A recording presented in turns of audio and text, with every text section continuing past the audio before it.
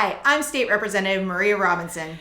And I'm Senator Becca Rausch. Welcome back for another episode of Low Budget Beacon Hill. Episode 2, How a Bill Actually Becomes a Law. We need an update to that 1970s video. So, first things first, you got to do your research. Very important. Lots of research goes into writing good bills, especially the nuanced and comprehensive ones. Then you got to write it. And once you write it, you upload it into a system, a database system that the legislature uses called laws. And when it's all up there and ready to go and you've put the title and the description in, yep, lots of this happens. And then you click the button. It's very exciting when you click the button because you have actually filed your bill. Once you file, automatically you get what's known as a docket number. And that's where the D comes from in a lot of the bill numbers that you see. HD for a House docket or SD for a Senate docket. And all of that filing happens in the first 2 weeks of January. And then immediately after bill filing is done, then we get into the bill co-sponsorship period. All of the House bills need to be co-sponsored within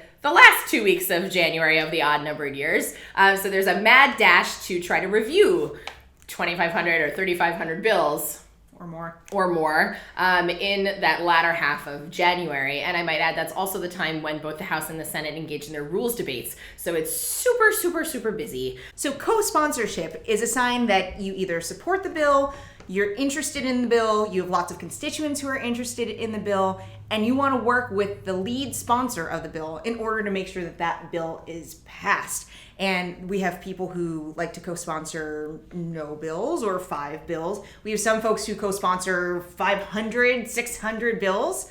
That's one of them right there. In order to show strong support across the board. It helps people, including our leadership and outside advocates, better understand which bills have the best chance of passing based on who is co-sponsoring them. After that, then a bill gets a committee assignment. That means it gets sent to public health or telecom, utility, energy, one of those different types of committees. And then along with that, it gets an official bill number, which will be HXYZ or SXYZ after that. 1, 2, 3. 1, 2, 3, sure, for the non-algebraic amongst us. And then after that, we move into the public hearing time, which is terrific. Every bill that is filed in a timely fashion, that means by the deadline, gets a public hearing, which means anyone can come in and testify on behalf of the bill, either for or against it. Once the hearing has happened for a bill, the committee needs to take some action on it. And there are really 3 choices for what the committee can do. And all of those choices for timely filed bills, whatever the action is, has to be done by the first Wednesday in February of the even-numbered year in our session. That's known as the Joint Rule 10 Day. The 3 options are to report the bill out favorably, and that might be also with a tweak maybe or some kind of edit that the committee might make, but that's a favorable report, right? The bill goes on to the next step of the legislative process. That's option 1. Option 2 is to send the bill to study. This is a way to kill the bill. If it goes to study, nothing else is happening. It's all done. And then the third option, which is extremely rare, but does happen from time to time, the third option is to straight out reject the bill by voting that the bill ought not to pass, right? That's a committee vote that the bill ought not to pass. And that is a very strong statement, if that does happen, that the committee chairs and the committee as a whole strongly disagrees with the policy and the premise of that bill. So after a bill is reported favorably out of committee, then it most likely goes to another committee. Very frequently, this ends up being the Ways and Means Committee because almost all bills have some sort of economic impact. And so it'll go to the House Ways and Means as well as the Senate Ways and Means through its pathway. And once it's gone out of Ways and Means, then typically it goes into the third reading, which is we have to legally must have a first, second, and third reading of the bill. In the third reading, it really is a last chance to see whether a bill will have any unintended impacts, whether it's constitutional. It's a nice last-minute check before a bill goes to the House or Senate floor for a vote. So it's really important to note that whatever the bill's path might be, the bill can actually get hung up at any point in that process. So if a bill is originally assigned, for example, to public health, and public health issues a favorable report on that bill, and then it goes to healthcare financing doesn't actually need to take any action on that bill. So that bill might come out of that committee and maybe not. And then from there, if it comes out of healthcare financing, it goes to probably Ways and Means. It could also go to the Rules Committee, depending, but let's say it goes to Ways and Means, and then Ways and Means might or might not actually issue a report on that bill. So it's really important as the lead sponsor of any of these pieces of legislation to really be working at every step of the process to make sure the bill continues to move throughout that process. So a House bill will go back to the House, a Senate bill comes back to the Senate. For example, we have a bill. We have a bill to create large building energy reporting and performance standards.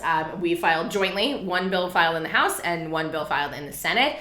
They went to the same committee, and the committee voted out the Senate bill. So the Senate bill came back and went to Ways and Means, and then that Senate bill, as it progresses, will come to the Senate floor for debate. So we'll take that bill as an example, and the Senate will debate it. And part of that debate process is filing amendments. And each of those amendments will be heard in turn on the floor of the Senate. They get voted up or down. And then once all the amendments are heard, there's a vote on the Senate floor for the full bill, right? The base bill as amended by any of those amendments that might have been successful. And then we're done. And we send it over to our esteemed colleagues in the House, where we do the same exact thing. And it can be a long process. That's what we call when we are in votes, is when we're actually voting on these bills. And again, some of them happen by voice vote, some of them happen usually on the final bill vote. That is a roll call vote where you will be able to see and check how your representative or senator voted, yes or no, on it.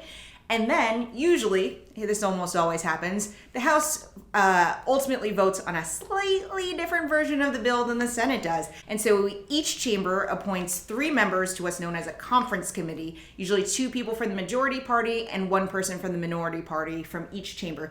And those 6 people sit down and hash it out and decide how the ultimate bill is going to look. Those 6 people have a lot of power and capability to determine what the final bill looks like, and I think that's important. We all then get in the process of advocating for what we want to those people who are on the conference committee from each of our chambers. And then when the conference committee finally comes out with an ultimate bill, we then vote on it again. So it goes back to wherever it started, right? So in this case, in this example, we're talking about a Senate bill. The bill, once the conference committee issues its report, the conference report bill will come back to the Senate, and we vote on that conference bill. Once we enact it, we send it back over to the House. And the House votes on it, and then we send it to the very tall man in the governor's office to put his signature on it. Sometimes the governor will veto in part or in whole, in which case we send it back to the chambers and we override it, and it's a whole process there. But for the most part, that's how a bill then becomes a law. We have provided for you, check the link in the description below on this video. We've provided for you step-by-step instructions for how to track a bill. If there's a particular bill that you're interested in, you can go to the state legislature's website, create an account, and follow that bill all throughout the process. But Becca, what if I'm not interested in just tracking a bill, but actually advocating for a specific piece of legislation? What do I do? Oh, well, first you finish watching this video, and then you tune in next time, and we'll give you lots of information.